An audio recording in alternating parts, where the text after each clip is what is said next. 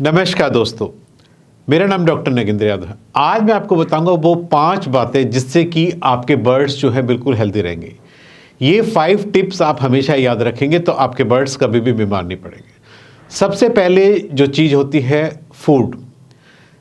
Birds की diet में food का एक इम्पॉर्टेंट रोल होता है। यदि आप अपने बर्ड्स को एक हेल्दी न्यूट्रिशन यदि आप देंगे तो आपका बर्ड्स कभी भी बीमार नहीं पड़ेगा। फूड के अंदर यदि कोई न्यूट्रिशन की कमी हो जाती है तभी बर्ड्स में आपको स्किन से रिलेटेड इन्फेक्शन आपको देखने को मिलेगा या उसकी बॉडी में वीकनेस मिलेगी, यानी उसको एक अच्छा न्यूट्रिशन नहीं मिलेगा। तो इसलिए अपने बर्ड्स की डाइट में फूड एक सबसे इम्पॉर्टेंट है, जो कि आपको पता होना चाहिए कि फूड के अंदर हमें क्या क्या देना चाहिए, बर्ड्स की मिनिमम रिक्वायरमेंट क्या है, किस बर्ड्स की डाइट में क्या फूड देना चाहिए। दूसरी जो चीज़, यदि आप चाहते हो कि आपका बर्ड्स हेल्दी रहे तो आपको पैरासिटिक कंट्रोल के बारे में आपको जरूर पता होना चाहिए।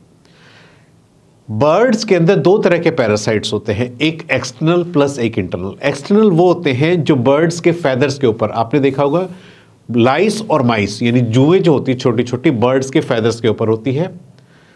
यदि ये आपके बर्ड्स में हो जाती है तो आप कैसे देखेंगे कि आपके बर्ड्स की एक तो इचिंग स्टार्ट कर देगा। बर्ड्स जो है सारा दिन रेस्टलेस रहेगा, बेचैन रहेगा। बर्ड्स अपने आप को खुजली करने के लिए पिंजरे पर रगड़ना शुरू कर देगा। तो अगर पैरासिटिक इन्फेक्शन इस तरह का है तो हमें जो है तुरंत हमें अपने बर्ड्स के उन माइट्स और लाइट्स का जो है ट्रीटमेंट के बारे में स्प्रे वगैरह यूज़ कीजिए या मेडिसिन यूज़ कीजिए ताकि उसको ठीक किया जा सके। दूसरा, बर्ड्स के यदि पेट में इंटरनल वॉर्म्स है जो कि बाहर से तो नहीं दिखेंगे, लेकिन उस इंटरनल वॉर्म्स से भी क्या है आपके बर्ड्स की जो है हेल्थ प्रभावित होती है। उसमें क्या होगा, बर्ड्स का पेट खराब हो सकता है या बर्ड्स कई बार क्या होता है डे बाय डे बर्ड्स का वेट जो है रिड्यूस होना शुरू हो जाएगा। तो दूसरा जो टिप्स है आपको बर्ड्स के एक्सटर्नल पैरासाइट्स और इंटरनल पैरासाइट्स के बारे में पता होना चाहिए और समय रहते यदि आपको कोई ऐसा सिम्टम्स नजर आता है उसका रेगुलर मेडिकेशन दे करके आप अपने बर्ड्स को इन चीज़ों से क्योर कीजिए।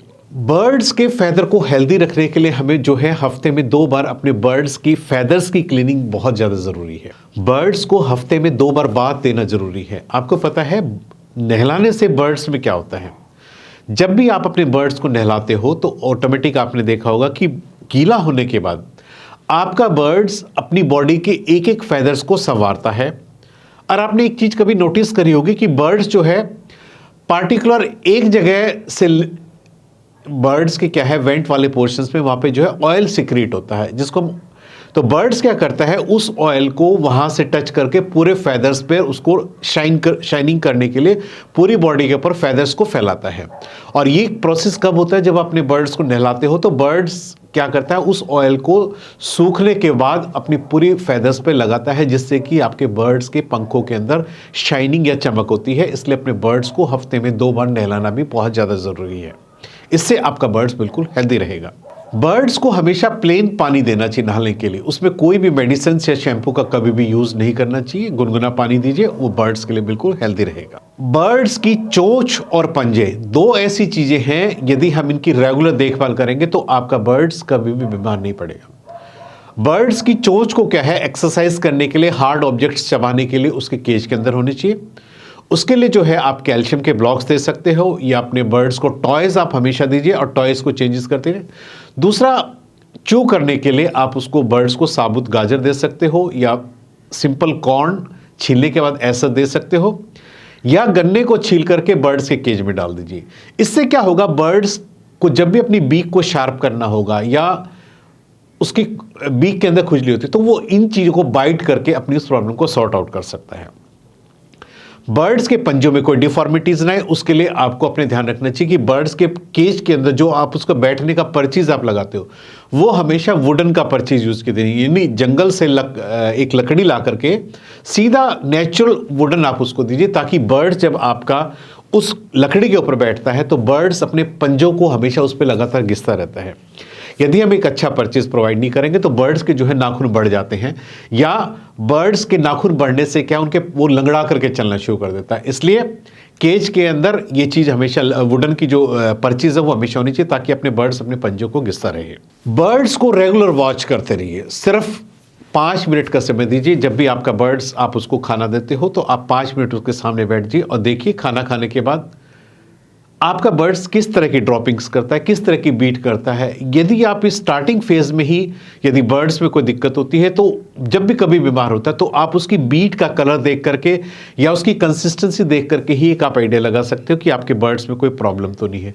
कई बार क्या होता है, बीट के अंदर वॉर्म्स निकलना शुरू हो जाते हैं, यानी ओवरलोडिंग यदि वॉर्म्स की पेट के अंदर हो जाती है तो बीट के रास्ते आना शुरू होते हैं। या कई बार अनडाइजेस्टेड फूड आप बीट के अंदर देखेंगे, वो भी एक इंडिकेशन होता है कि बर्ड्स में कोई प्रॉब्लम है।